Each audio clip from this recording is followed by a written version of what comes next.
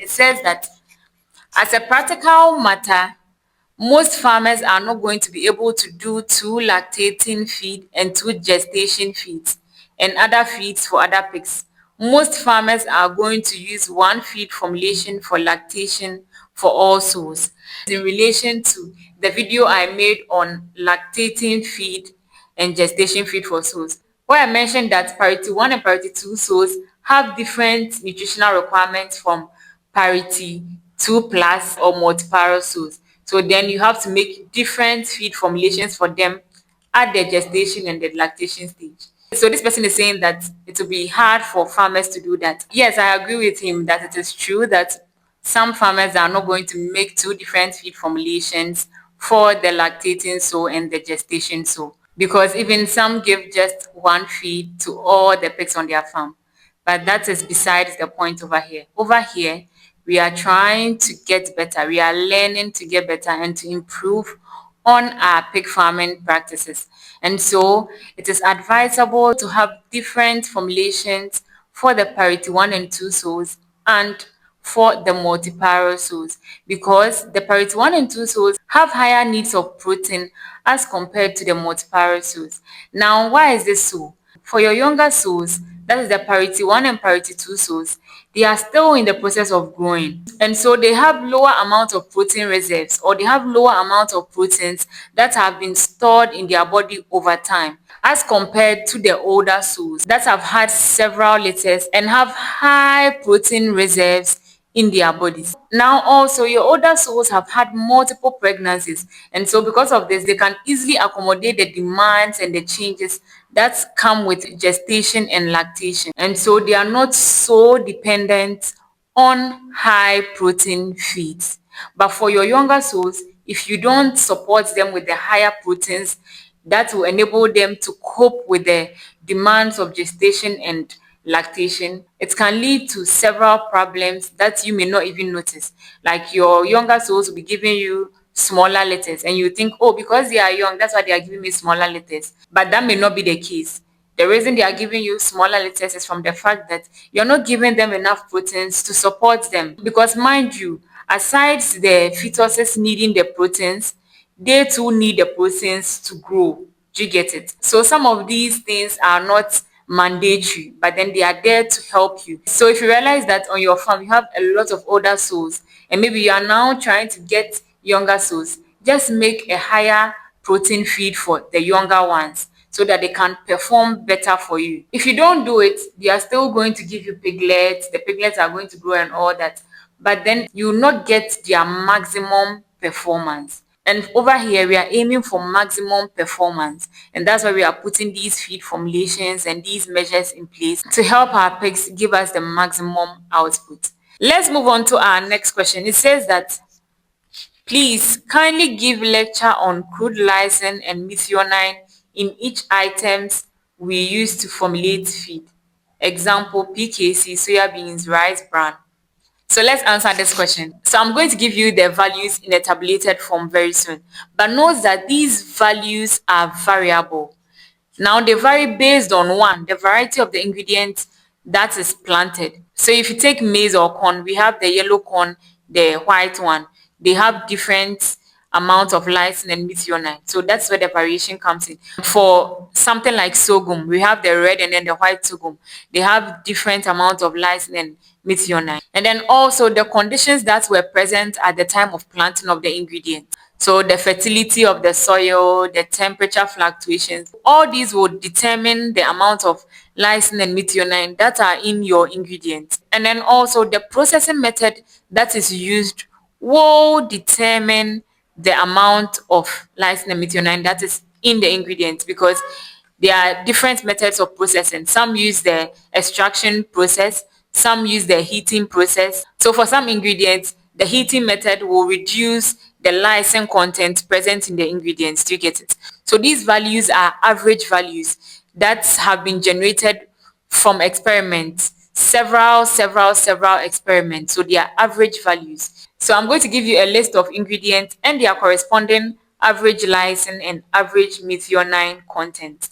So we have maize, wheat bran, soya beans, fish meal, cassava meal, PKC, spent grains, groundnut cake, blood meal, and bone meal. So for these ingredients, these are the average lysine and methionine content. So you realize that the lysine content in our ingredients are higher than their corresponding methionine content.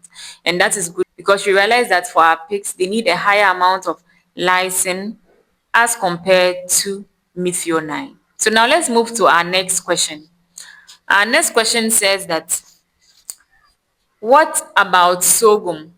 I have easier access to this. Could I use it somewhere in feed formula as a replacement?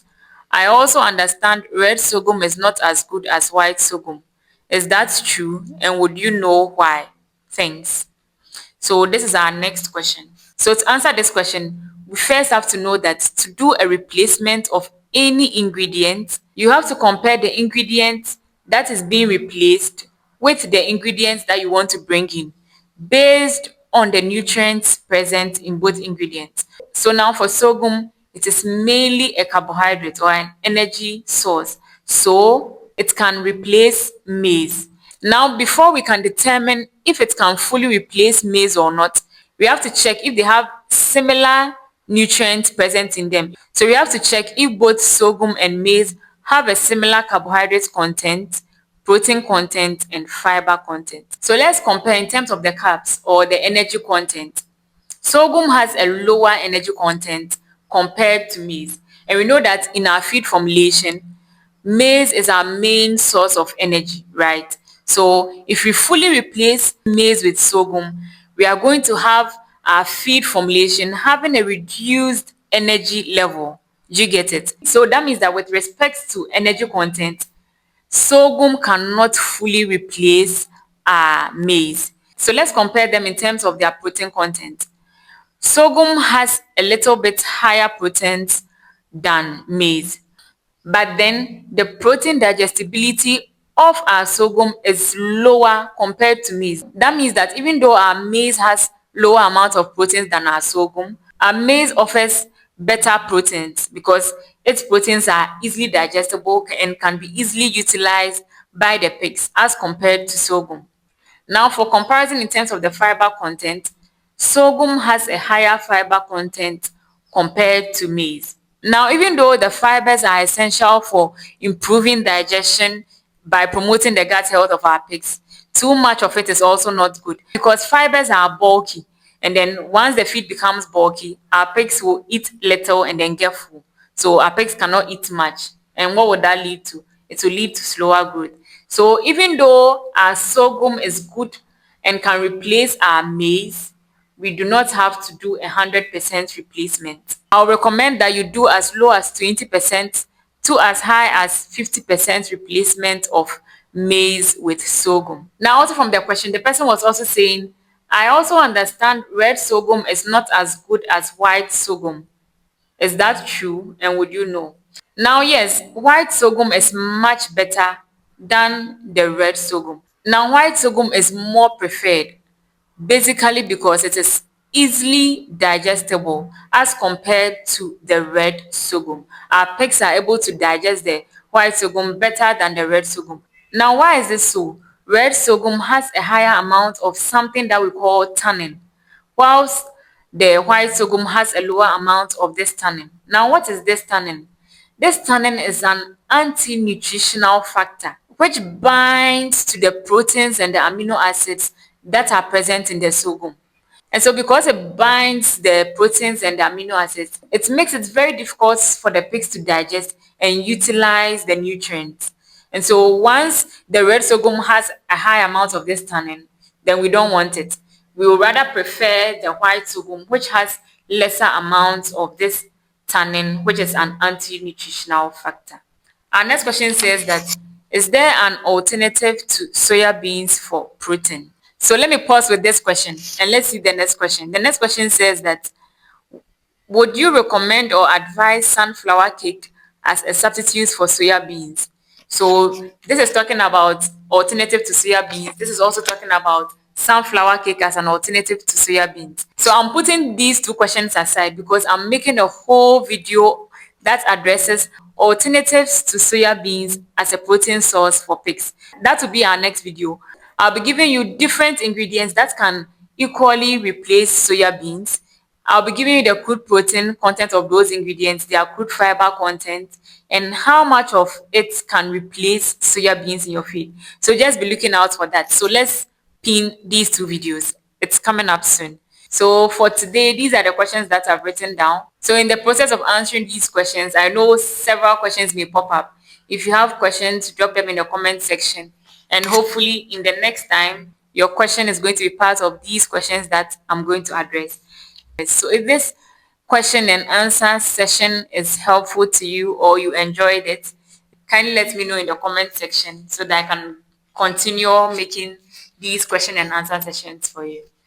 And so let's end here and I'll see you in the next video. It's a bye for now. Bye bye.